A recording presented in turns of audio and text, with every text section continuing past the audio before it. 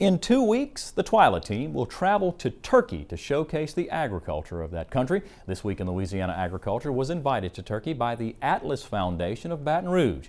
Now to tell us more about Atlas and our upcoming trip to Turkey, here's Avery Davidson with this week's in-studio guest. Avery? Mike, as you mentioned, we are looking forward to this trip to Turkey to share their story of agriculture with our viewers here in Louisiana. Joining me now is the head of the Atlas Foundation, Bilal Haciogullari.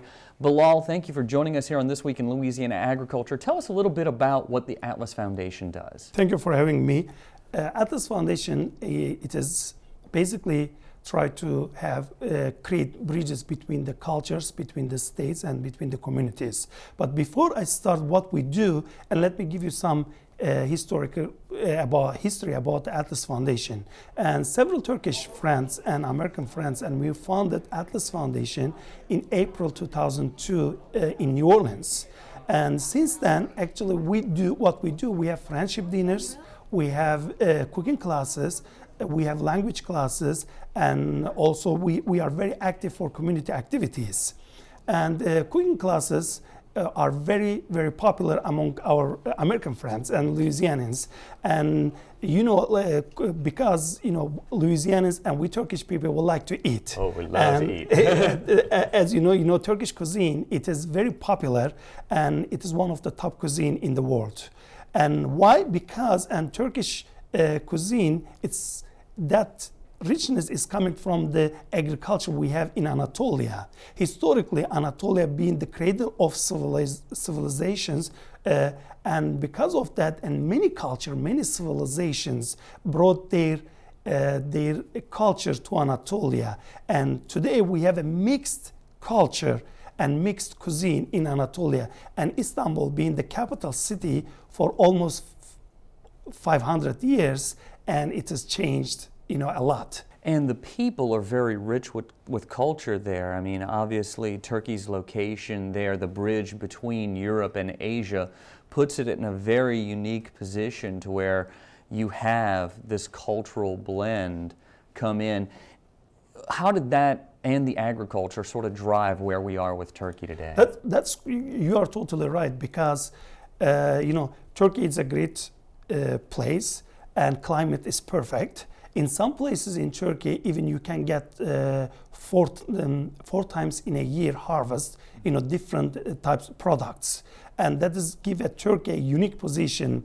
And because of that, and Europe and Africa and Asia is very close to Turkey. And as you mentioned, especially Istanbul location is between Europe and Asia, and the transportation, it is easy from Turkey. And rather than to buy these products from the far countries, and they want to have from Turkey, especially European countries and Russia. And because their climate is very cold, not like Turkey. Well, I know that you mentioned that people in Louisiana and people in Turkey both love to eat. I've noticed in my travels around the United States and a little bit abroad that typically farmers are almost the same anywhere you go. What are the similarities you see between the people and farmers of Turkey and the people and farmers of Louisiana? Actually, farmers everywhere, farmers, you know, they are, there is no big differences. But the thing is, especially in Turkey, and these farmers from generations to generation have the same business, and they never changed. And the other big differences between the United States and Turkey, and United States, they have more technology in farms than in Turkey. And we can say, especially in the fruits, you know, the fruits in Turkey, they are more organic. You know, almost it is nature from, 100 years ago, and it is the same way they harvest today.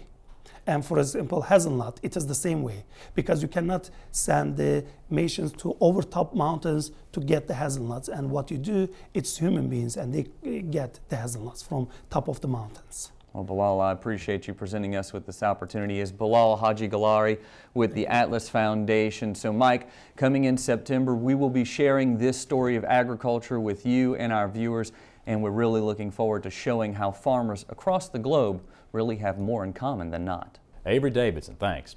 Still to come on This Week in Louisiana Agriculture, we are back in Holly Clegg's trim and terrific kitchen for a summertime favorite. But first, Kristen Oakes shows us how the Italians cool off with a sweet treat in this week's Ag Minute. Stay with us.